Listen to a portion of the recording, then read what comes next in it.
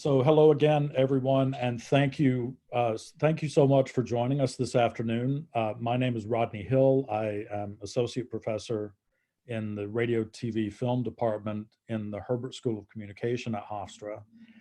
And I'm going to be speaking with you today about one of my favorite topics, that is Stanley Kubrick. I think he was just one of the greatest filmmakers in the history of the medium.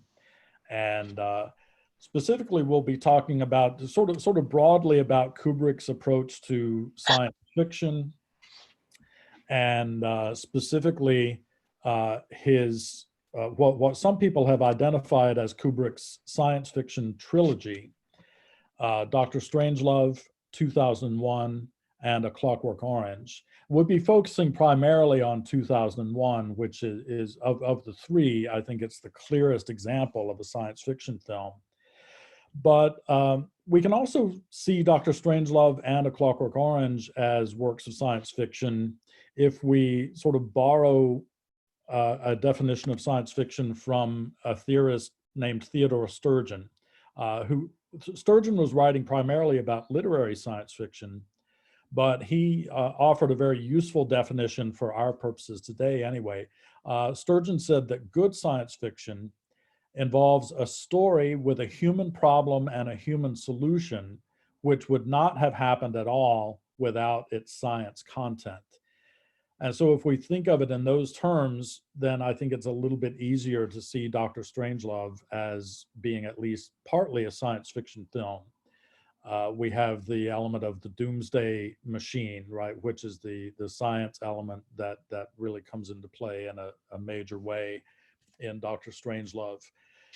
And I'm assuming many of you have seen some of these films, maybe all of these films, but somebody may not have seen every one of them. So I want to spend just a little bit of time going over some of the elements of each of these films and their attitudes towards technology and the future.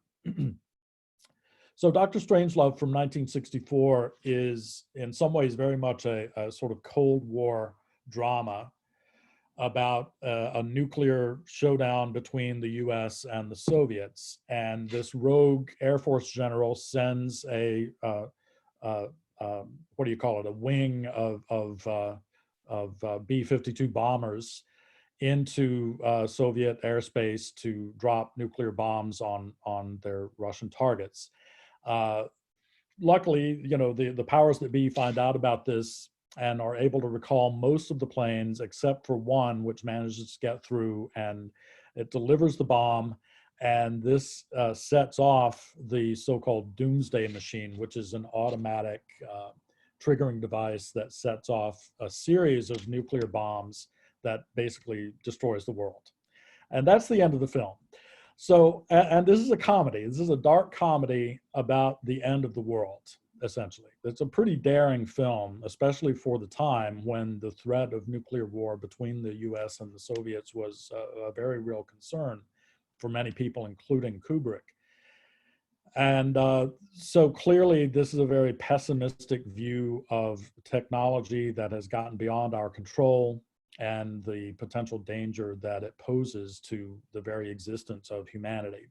So that's one view of technology and the future, very, very pessimistic view.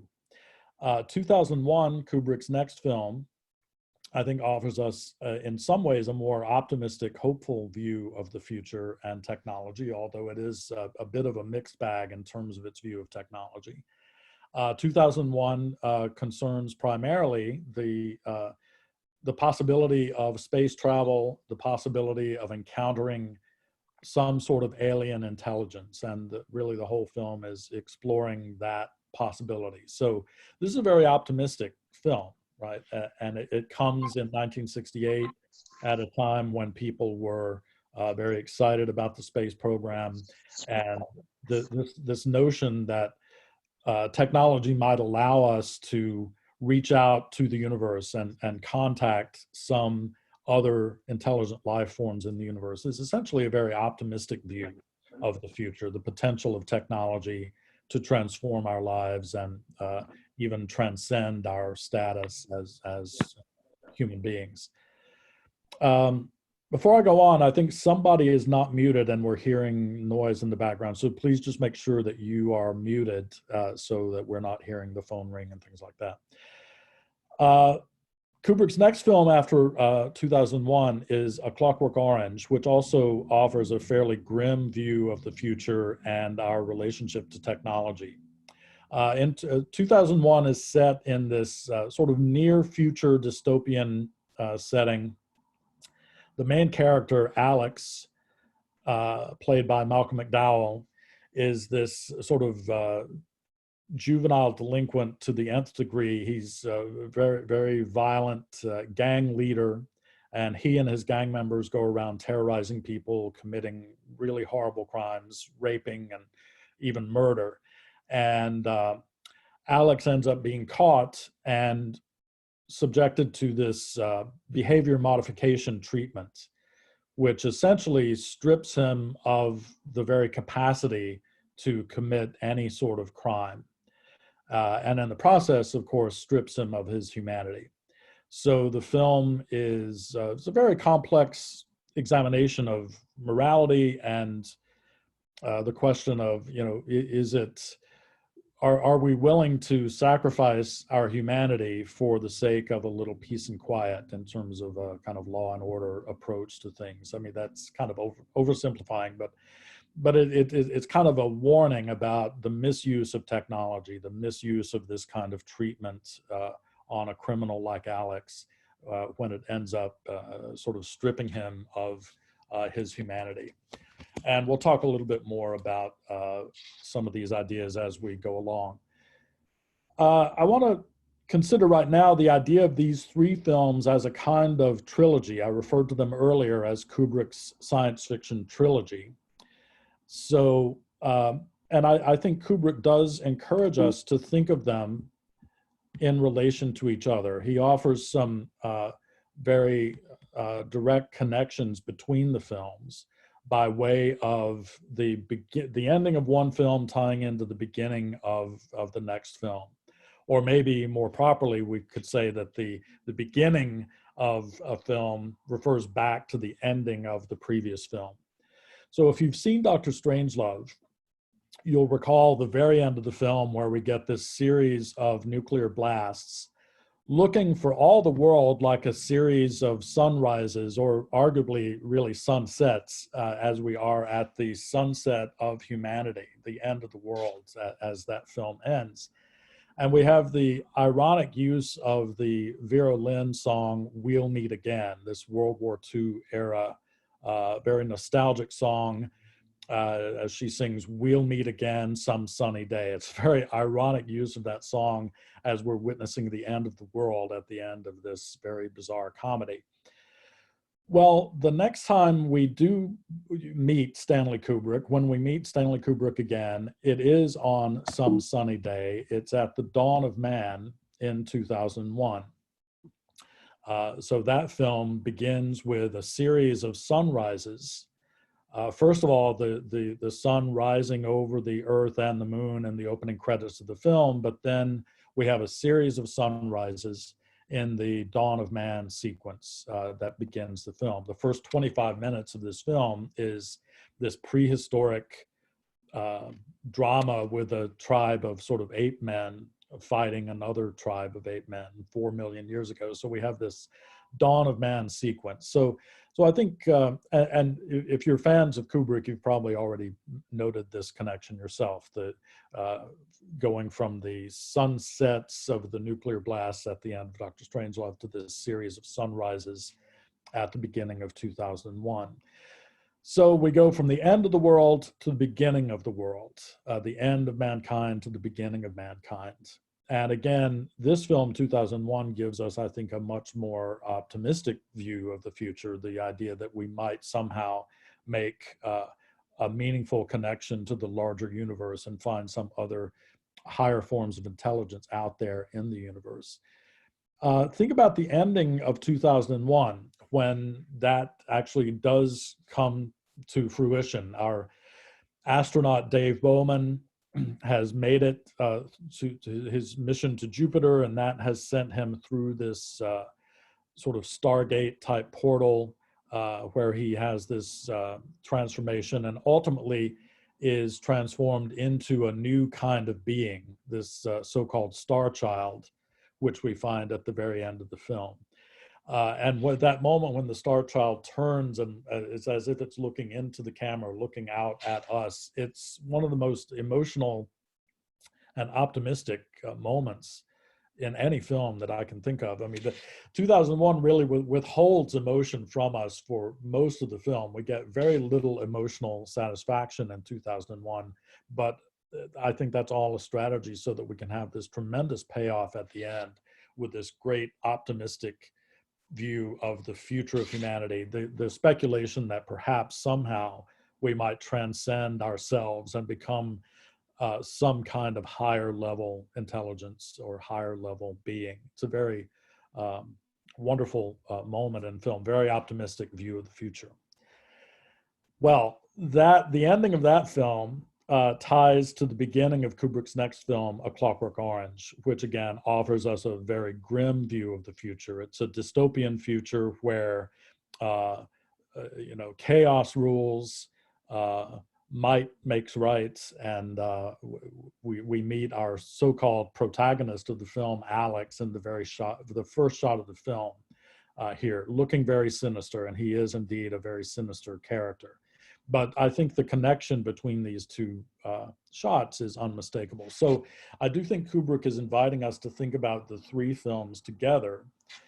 Not that I think he was planning all three in 1964 when he made Dr. Strangelove, no, but as he went on, I mean, clearly he is tying the beginning of 2001 to the end of Dr. Strangelove.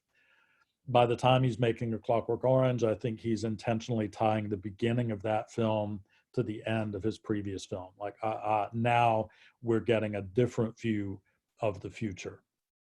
And this future of A Clockwork Orange is very unsettling, partly because of the misuse of technology, the misuse of this treatment, this behavior modification treatment that, again, essentially strips people of their humanity, rendering them incapable of making any kind of moral choice. So it's a very complex film, very disturbing film. Many people really do not like Clockwork Orange because of the level of violence in the film. And I think we are certainly meant to be disturbed by the violence in A Clockwork Orange. Some critics suggested that Kubrick was reveling in this violence and celebrating violence. I think nothing could be further from the truth. I think Kubrick was horrified by violence. I think the author of the novel, Anthony Burgess, was also horrified by violence. And so I don't think this film is meant to glorify violence in any way. It's meant to be very horrifying, but we are invited to identify with Alex as our main character. And he, despite the awful things that he does, he is in other ways a very charming character. Think back, if you like your Shakespeare, Richard III is a pretty nasty guy, but there are appealing things about him as a protagonist as well. So Kubrick actually talked about Alex as a kind of Richard III kind of character. He's despicable, and yet there are things about him that we do like, because ultimately he is still a human being, and we value the human side of Alex as well, despite the terrible problems of Alex's behavior.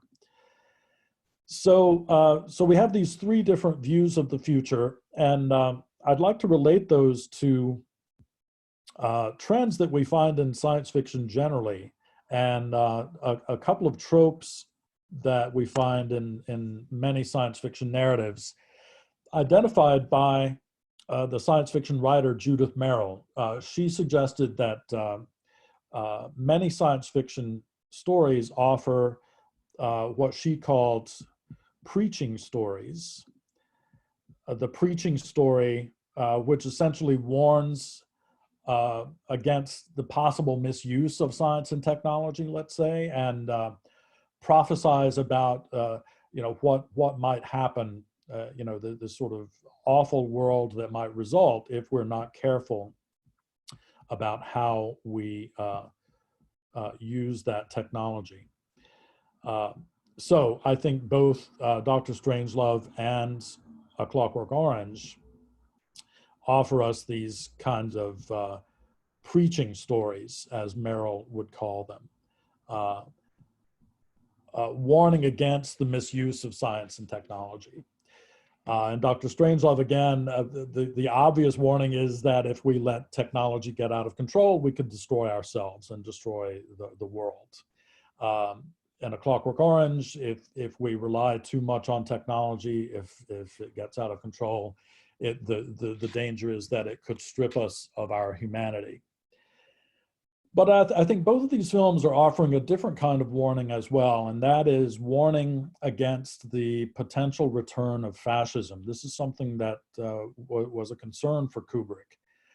He said that, there's the old saying that those who don't learn from history are doomed to repeat it. Well, Kubrick said, we never learn from history. That's the real tragedy. We never learn from history because it never looks the same the next time. And we seem unable to be able to recognize, let's say, I think he was very worried that there would be a return to fascism and that we wouldn't see it coming because it wouldn't look the same as it did in the 1940s.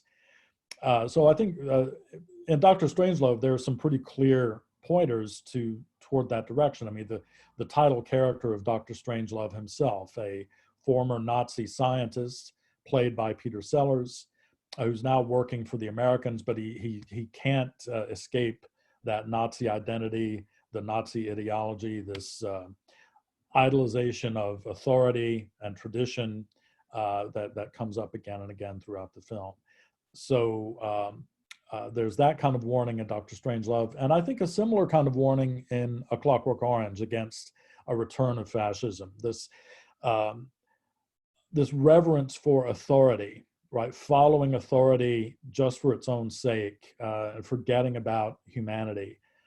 This kind of extreme law and order approach that we find in A Clockwork Orange. So I think that that's part of the warning that film is offering as well. On the other side of things, Judith Merril talks about the teaching story, which is a different kind of science fiction film. The teaching story, according to Merril, these are science fiction stories whose function seems to be the popularization of science and technology, a kind of celebration. And we definitely see this in 2001, A Space Odyssey, just in terms of the cultural moment in which the film comes out. In 1968, there's this great enthusiasm for the Apollo program, and it's all throughout the cultural zeitgeist. Those of you who, like me, were alive during that time, you remember, I mean, it was all the rage. I mean, everything, you have G.I. Joe dolls that are astronauts. You have Tang, right? Everybody wants to drink Tang because that's what the astronauts drink.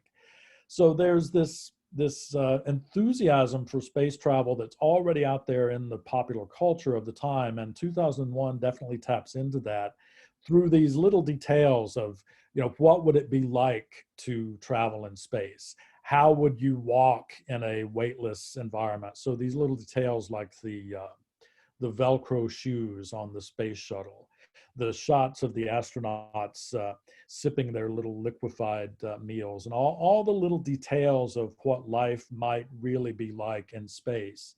These are aspects of what Judith Merril would call the teaching story, the celebration of the potential of science and technology to give us a new kind of life. But I think there's another kind of teaching story going on as well with regard to this, the angle of reaching out to the universe and potentially contacting other life forms. These encounters with the monolith in the film, I think pretty clearly the monolith is representing some kind of alien intelligence, and these encounters with that monolith are rather awe-inspiring at every time they occur in the film. And so the film is offering that kind of potential as well. What if all this space travel that we're engaging in the late 60s, what if the future of that leads us to actually encounter some other intelligence in the universe? So there's that kind of enthusiasm that is being offered by the film as well. I would say there's yet another kind of teaching story going on in 2001, and that is in terms of its philosophical and mythological dimensions. And let me unpack that a little bit. I think that the film is really again about this potential encounter with the universe. Like there is a kind of reaching out toward the universe that we find with a number of characters in the film.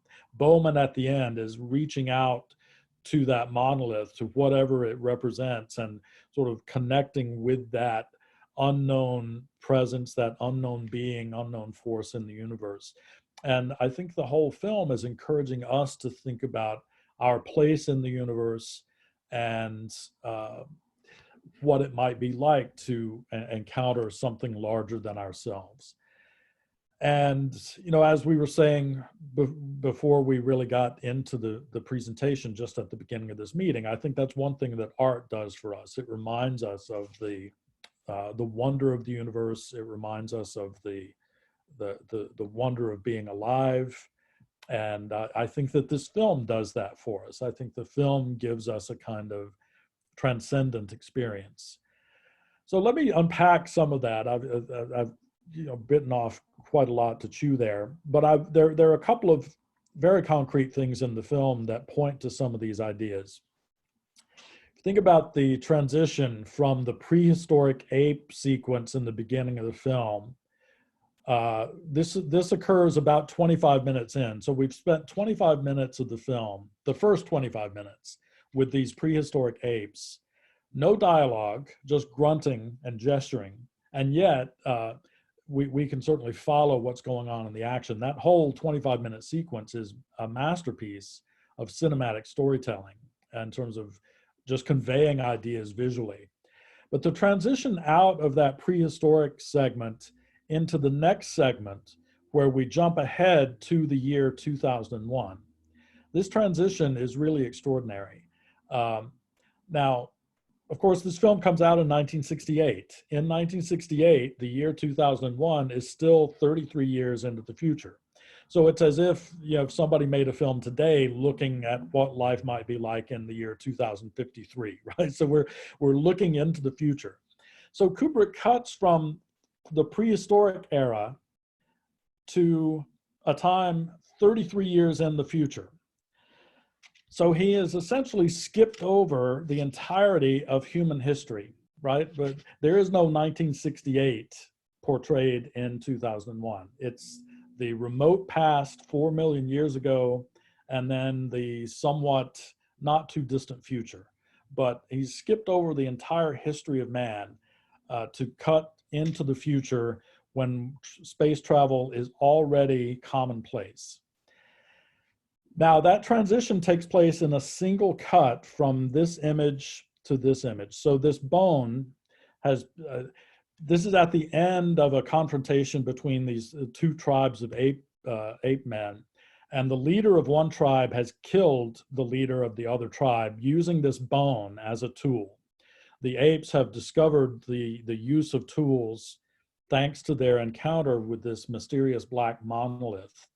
And they use the tools to kill food, but they also use the tool to kill their enemies.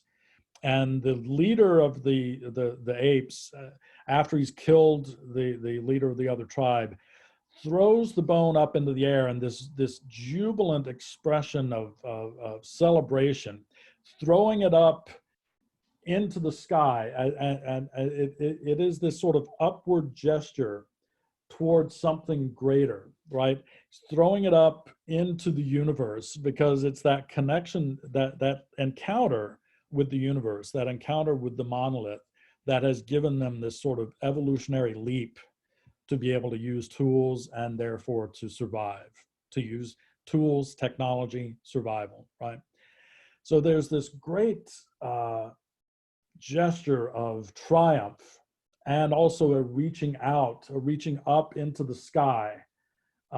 And Kubrick cuts from that to this image of a satellite in the future year of 2001. Now, I teach film studies, and so I spend a lot of time with my students talking about how to analyze films, how to look at all the various aspects of films, including film editing. And in this single film edit, Kubrick does everything you can possibly do with editing in a single cut.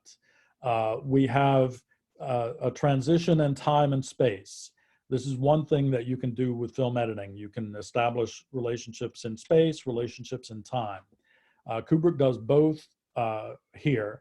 We go from prehistoric Africa to outer space in the future. So we've made a tremendous leap in terms of space, a tremendous leap in terms of time in this single cut.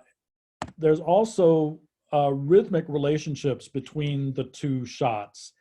In the prehistoric bone sequence, the bone is tumbling, so you have this motion. It's also coming out of this very kinetic, energetic fight between the apes. And so there's this sense of rhythm in this war between the apes, and then this tumbling bone, this gesture of triumph. And then he cuts to this image of the satellite, which is just drifting through space. And this very languid, long shot, very relaxed. It's a totally different rhythm. So he gives us a great contrast in rhythm between the two shots. There's also obviously the graphic relationship between the two. The shape of the bone, the shape of the satellite invites us to compare the two things and to see the connection between them. And this leads us to an intellectual relationship between the two. And this is maybe the most sophisticated way that editing can be used to create intellectual ideas, to create an idea that is not necessarily present in one image or the other, but when you put the two images together, an idea emerges. And that idea, I think, is technology. The bone is a kind of technology. The satellite is a kind of technology. And we've just seen how the prehistoric apes use technology. Yes, they use it to kill for food, but they also use it to kill their enemies. So that use of technology has already been established for us in the ape sequence. This cut suggests that the film will continue to examine this, this use of technology in the future, and how will man use technology in the future. So this is where we perhaps come into some of the preaching story elements of 2001. That is some warnings about how technology is used, right? That we do have to be careful about how we use technology. The HAL 9000 computer is a great example of technology run amok, that if we let our technology get too far out of control, it could end up destroying us. So this question of how we use technology, but this cut from the bone to the satellite also raises, for me, the question of how much have we really changed, right? Is there really that much difference between these prehistoric apes fighting with each other and killing each other and, you know, modern humanity? So I think that's one of the things that the film is asking. One way that Kubrick continues on that line of thought is, I think he invites us to compare this encounter between Dr. Heywood Floyd, the American scientist, and these Russian scientists aboard the space station, meeting around a kind of watering hole, if you will. They're meeting around a couple of drinks, but discussing some tensions between the Americans and the Russians. This harkens back to the encounter between the apes, and the whole war between the apes has to do with a territorial fight over this watering hole, access to a watering hole. So it's a very subtle connection, I think, that Kubrick makes for us there, that yes, now the disagreements are much more civilized, but there's an undercurrent of hostility, an undercurrent of distrust, and fear of the other, right? We're supposed to hate the Russians, they're supposed to hate us. rather than seeing the common humanity, there is still this tension playing out. This makes me think of another thing I've always found very interesting about the film. If you remember, there are these title cards that introduce various sections of the film, such as the dawn of man. Later, we have a title card introducing Jupiter mission 6 months later, or something like that. And then finally, the very last segment of the film is called Jupiter and Beyond the Infinite.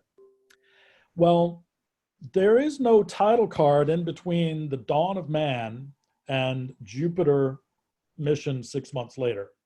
So does that mean that all of this aboard the space station is still the dawn of man? That's one way that I interpret this, right? Let's go back to that transition. Kubrick doesn't fade out, right? There's no real break between this bone and the satellite. It's a direct cut. It's a smooth cut from 4 million years ago to 33 years in the future. It's all part of the same section of the film, which Kubrick has called the dawn of man. So I think one of the points that the film is making is that we really still have not gotten away from the inner ape, right? The hidden ape within us. Present company excluded, I'm sure, but there are still obviously a lot of problems with humans and our inability to get along with each other and our propensity for violence and all that sort of thing. So this is one of the things that the film, I think, is addressing. But it does offer, in the end, the possibility of transcendence, the possibility to get beyond this lower nature, beyond our fear of each other, beyond our irrational treatment of each other. It offers that possibility of transcendence. And in that sense, I think it's one of the most optimistic films, certainly that I can think of. I want to make one more point on that front, and that is, well, let me say a few more things. I'll try to wrap up pretty quickly here. But earlier I mentioned the philosophical and the mythological dimensions of the film, asking about, what is our place in the universe? What is our relationship to the universe? What's our relationship to each other as human beings? These are all, very big questions, some of the biggest questions that there are, and this film is grappling with those kinds of questions. I think Kubrick often is really philosophical in his filmmaking. He doesn't offer us specifically a philosophical view. I think it would be very hard to say what was Kubrick's philosophy, but he's raising philosophical questions. Films like this, but really all of Kubrick's late period films certainly raise philosophical questions about, again, our relationships to each other, what it means to be human. And some of the earliest scholars to write about 2001, I'm thinking about Annette Michelson, who wrote a wonderful essay in 1969 for Art Forum magazine, where she suggested that really the film itself is acting as a kind of spaceship for its audience. It's taking us, on one level, it's making sort of space tourists out of us. It gives us the experience of space travel. But she also suggests that it takes us on a transcendent trip. So that trip that Bowman takes in the end of the film through the Stargate, this very transformative, enlightening experience that he has, and he is transformed into a higher level of consciousness at the end of the film. And Michelson suggests that the film does that for us as well. And I think that is true to some extent, that like any great work of art, it transforms our consciousness, even if only momentarily. And I think Kubrick invites us to think about that as well in his use of the monolith. And this will be the last main point I want to make here, and then we can have some discussion. But when we encounter the monolith throughout the film, it's always in a vertical orientation. And this makes us think of maybe doorways, passageways, an evolutionary doorway, a passage from one level of being to another, one level of consciousness to another. And I do think the monolith is functioning that way in the film in terms of the characters' encounters with it. But then in the end of the film, when Bowman is kind of floating around in Jupiter space, we see the monolith in a horizontal orientation. And when it turns, if we think about the monolith, flat on horizontally, that's the shape of the Cinerama screen, the widescreen format of the film.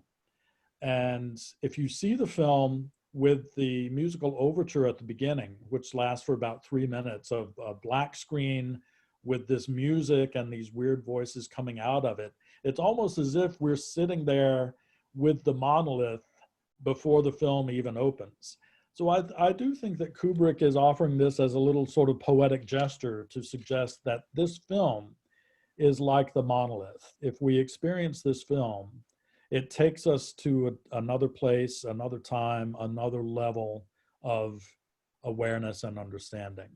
And that's probably as good a place as any for me to stop. I mean, this is, I think, one of the most mysterious films out there. It has generated a level of interpretation probably greater than any other film I can think of. But those are some of the things that I tend to think of when I deal with this film. And I would welcome any of your comments or questions, any discussion.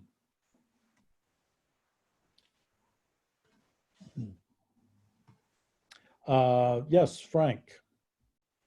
You can unmute yourself, please. Oh, hello, Frank. I didn't recognize you. Good to see you. You'll have to unmute yourself, or I can unmute you maybe. There we go. No, sorry. We just counter purposes there. Okay. Now I see something that says mute me. I don't want to do that, right? Right. You're good right now. I'm good. Okay, good. Let me mention 2 stories that may amuse you. And then I'd like to mention one other thing. First, when the Clockwork Orange first came out, there appeared an article in the New York Times, and the title of the article was "Liberals Should Hate a Clockwork Orange." And apparently the author was making the claim that Kubrick must love, or at least be attracted to, the kind of ultra-violence that Alex wrought on society. And I, of course, disagreed, and I took more of your approach, I think. And so I dashed off a letter back then to the Times, and they called me and they said, oh, well, we'd like to publish your article, your letter in rebuttal, and we want to add a comma here or whatever. And so it was all set to go in the next Sunday edition. Well, they called me a few days later and they said, oh, we're sorry, we're not going to publish your response. Mr. Kubrick decided to reply. Right. And of course, he said basically what I did, which was Alex is not a role model to follow and is a negative example, but obviously it's more complex than that because the society is acting in a certain way with the new technology that you mentioned to suppress his urges. The other story involves the old David Letterman show. Letterman had a recurring bit where he would visit the Museum of the Hard to Believe. And there were different exhibits and so on. And he pointed out a plaque on the wall, and it said, on this plaque are the names of the people who understand the ending of 2001: A Space Odyssey. There were 2 names on the list. Right. I think a 3rd should be added, Rodney Hill. Oh, God bless you. I would never claim to understand the ending of 2001. And I think Kubrick and his collaborator on that film, the great Arthur C. Clarke, would have said, and I think they did say, if you understand it, then we've failed. Because they're really trying to get at something that is beyond our comprehension, right? But we can't help it. We want to understand things. Yes. Finally, another compliment, because you mentioned earlier that most of us may have noticed these connections you pointed out between the end of one film and the beginning of the next, or even the watering hole. I've studied these films. I must have seen each of them at least 20 times, maybe 30 times. And I have a PhD in film studies, and yet I didn't notice these connections. So I want to compliment you on noticing them. And if you don't have a copyright on those ideas, I'd like to share them with future classes. I wish I could claim ownership of those ideas, but I can't remember. I probably got them from Alexander Walker, whose great book on. Oh, yes. Yes, I know that. Stanley Kubrick. I'm not sure that's where I first encountered that notion. Well, I'll give a citation to both of you then. I certainly did not. I wish I could claim credit for coming up with those ideas. Thank you. I'll shut up and listen now. Well, thank you for your comment. I want to just add one more thing about the violence in A Clockwork Orange, and that is, at the time, it must have been quite shocking. I mean, this is a time when, when Bonnie and Clyde comes out in 1967, it's quite shocking for its level of violence at the time. You have Straw Dogs in 1971, right around the same time as A Clockwork. The Wild Bunch. And then The Godfather in 1972. All at the time, really, I remember I was a kid when The Godfather came out, and I remember people really being shocked by the level of violence. Now it's like nothing, right? I mean, the actual violence on screen in those films is not really that graphic by today's standards, but A Clockwork Orange is very disturbing. It is, I mean, it's still, I want to run screaming from the room during those scenes of violence, and I think that's exactly the reaction that we're supposed to have. Mm-hmm. Mr. Brown, Jonathan, you'll need to, let me unmute you. Sorry, we're working at counter purposes here. Can you hear me? Yes. Okay. Yes. Wonderful points all, particularly the fact that there is no title between Dawn of Man and the spaceship that follows the movement of the bone. There's a wonderful grace to it. And it's also in the juxtaposition of the growls and the noises that are occurring as the bone goes up. And then the introduction of the Blue Danube Waltz, introducing that new segment, as it were. And it's a brilliant stylistic. And his use of titles continues in The Shining to be almost a mind game with his audience. Mm-hmm. And so I think he probably opted not to have a title there and instead offer the wonderful grace of that motion, because the spaceship actually follows that downward, as you mentioned. Right. That's pretty much it. Wonderful stuff, Rod. Thank you, Aaron. I thought I was speaking with Jonathan, who was on in the beginning of our presentation, but I'm delighted to have... We went to get us some food. One of my favorite colleagues, Professor Aaron Brown. That lack of a title there, to me, is very ambiguous, right?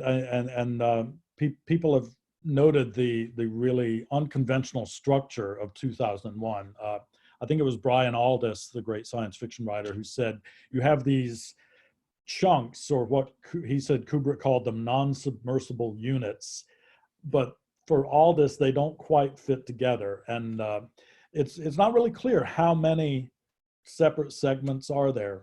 I mean, in a way, we have to think about the prehistoric segment as being separate, because it's clearly a totally different time and place, but there's that ambiguity of the lack of the title card, and just the way that film is structured is very unconventional. Barbara Bengals, you have your hand up. You'll need to, there we go. I thought your presentation was fascinating. I tend to teach science fiction from the literary point of view, and I just wanted to mention, for those who might not have known, that Arthur C. Clarke was really very frustrated with Kubrick for forcing him to withhold the novelization, because Clarke was actually answering a lot of the questions in the movie. That was one of the things I wanted to mention. Also, I read someplace, and I have no way of proving it, I just not knowledgeable enough, but that bone that is thrown up instantaneously for very, I don't know how many flickers of a second, actually becomes a warhead before it becomes the space station or whatever, you know, the movement, the spaceship. Again, showing that two-edged sword of technology for good and for evil. And the third thing, and again, I read it someplace, I cannot prove it. And the third thing I wanted to mention is how amazing it is that the death of Hal is shown as so much more sympathetic than the death of all of the spacemen, and the brilliance of using Daisy, I'm half crazy, all for the love of you. It's an amazing movie, absolutely. So really, and I thank you for illustrating so many visual points that I would not have been aware of or thought about. Thank you. You're very kind. Thank you for your comments. And let me address the last one first because it's fresh in the mind. But yes, that the use of Daisy, it is, I think it's probably the most emotional moment in the film, right? The death of Hal, and when he sings that song.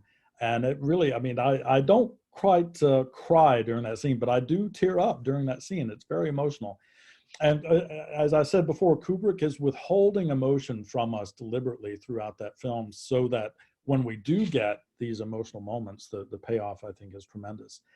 And throughout Kubrick's work, there's this tension between reason and emotion. And last year, we had Kubrick's producer and brother-in-law, Jan Harlan, here on campus. And he pointed out that, I mean, Kubrick was fascinated with this, the two sides of the human drive, right? We're driven by emotions, where we really should be driven by reason. And I think, you know, maybe 2001 is an attempt to suggest that we ought to rely more on reason than emotion. So that scene where Bowman goes out and Frank Poole has been killed by Hal, and Bowman has to go out and try to retrieve Poole and maybe rescue him or whatever. But he ultimately has to let him go because he's dead, right? There's a look on Bowman's face where I think there's the slightest emotion portrayed there, but he has to focus on getting back into the ship. He can't let his emotions take over, so he's got to stay on task. But I think there's a little emotional glimmer for me there, maybe because I really want there to be. Now you mentioned Arthur C. Clarke, and a really great writer and a brilliant, I mean, people may not know that Arthur C. Clarke came up with the idea of geosynchronous satellites. So he really knew his science. He was a brilliant, brilliant man and a great science fiction writer. I understand why Kubrick would not want the book to come out first, because, I mean, Kubrick decides he doesn't want things explained in the film. And the book does explain a lot. But I mean, it's a different format, right? Literature is literature, film is film. And I think it would be hard to make a good film that is as explicit in the explanations as Clarke's novel is about some things. Frank, is your hand up again, or did you have another comment? Or it's just still up from before? Okay. I have another comment. May I make Yes. one other, or two other actually? Number one, that Clarke never patented his satellite thing. He regretted not having done that, obviously. And also the ending of the part one of the book, the Moonwatcher part, ends with words he had, and I don't remember them exactly, but he had this new thing. He didn't know what to do with it, but he'd think of something. And the Star Child ends with that same quote, which I think is interesting, and maybe not as positive. I mean, to me, right. I'm not 100% sure that that's a positive ending. A little scary.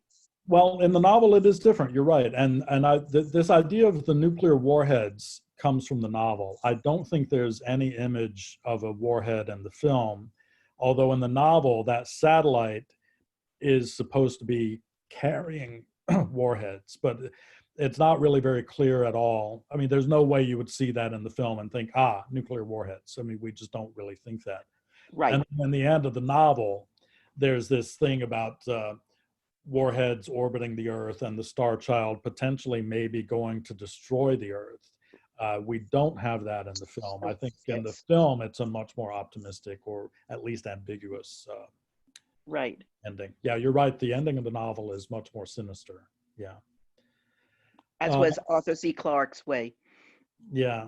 And he did okay despite not having a patent on satellites. Yeah, he did. He did all right for himself. He did. Any other comments or questions? If not, thank you so very much for joining us. And I hope that you are able to join us again next week. I'll be talking about Kubrick and his impact on the Coen brothers, who are some of my other favorite filmmakers. And so I hope you can be back next Wednesday at 3 for that. All right. Thanks so much. Enjoy your day. Hope you all stay safe and healthy. Good luck. Thank you. Thank you very much. Thank you, Rodney. Thank you. Thank you all. Thank you, Rod. My pleasure. Probably tell it to him. Rodney, do you hear me?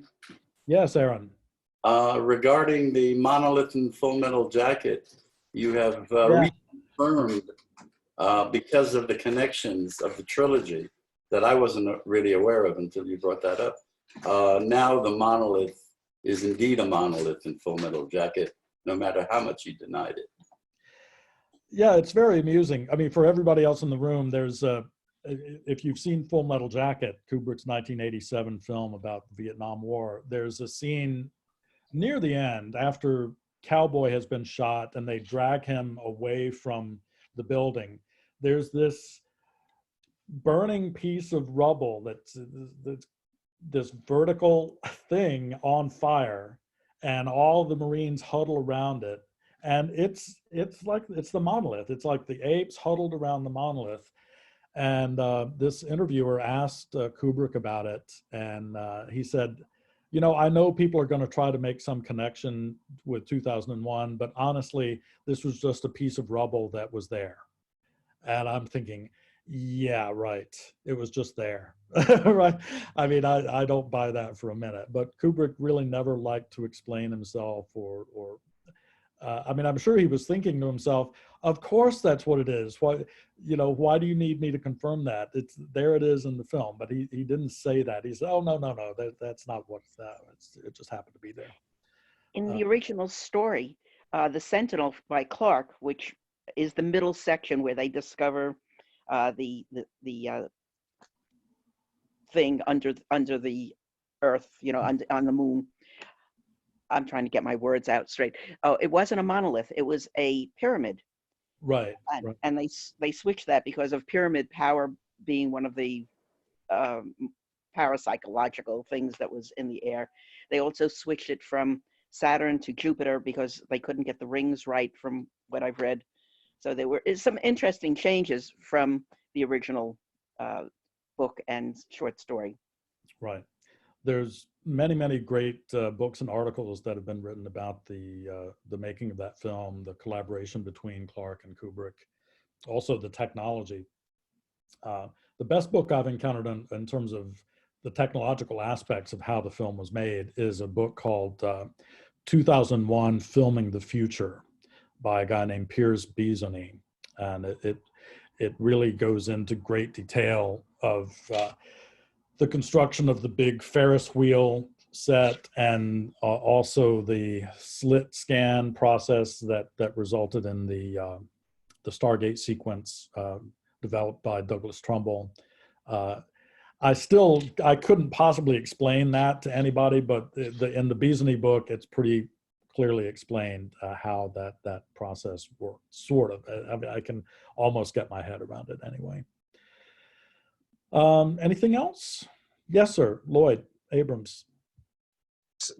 Yes, one of the very interesting side things about the movie is we watched the movie the night after my father was buried, and it was quite a segue from a man's early death to this burgeoning beginning of a universe. It was, and of course the ending. You know, it seemed somewhat serendipitous. I just wanted to mention that. Oh, wow. I'm sorry to hear about your father. Well, that was 1977, but you know. Oh, okay. I thought you meant you had watched it recently. No, 77. Oh. And of course, it still brings back the memories. It is, so now it's tied together with that as well for us.